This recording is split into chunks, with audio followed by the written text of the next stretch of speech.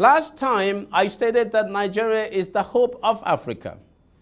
I also implied that it would be a grievous and calamitous tragedy for Nigeria to fail to meet this expectation as quickly as possible.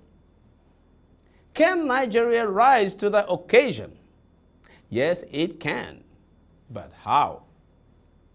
The reason Nigeria is the hope of Africa is because of the resources at its disposal, human and material.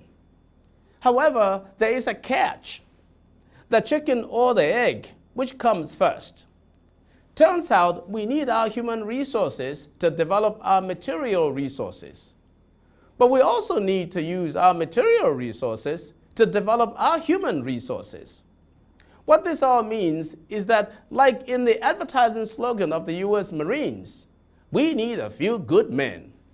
Ladies, don't worry, men here refers to men and women. We need a few good leaders. That's what I really mean.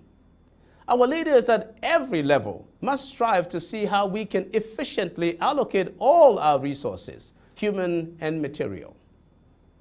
Nigeria recently discovered that it is the largest economy in Africa. Of course, it should be.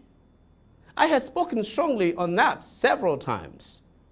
But our newly discovered economic size of about $500 billion still leaves a lot to be desired from a population of around 170 million people.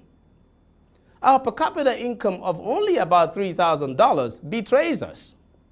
Even though this is much better than in most African countries, it still doesn't make it good enough if you are the hope of Africa.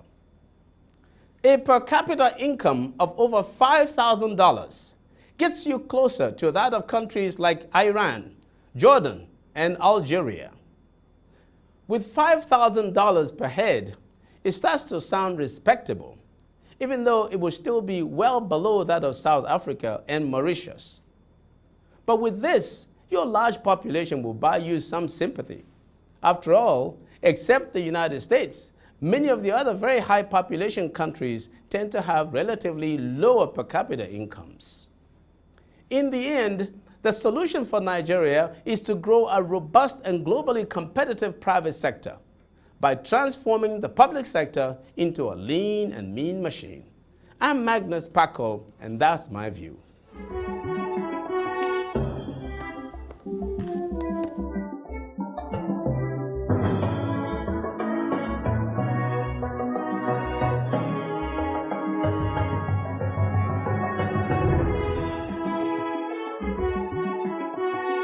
Hallelujah.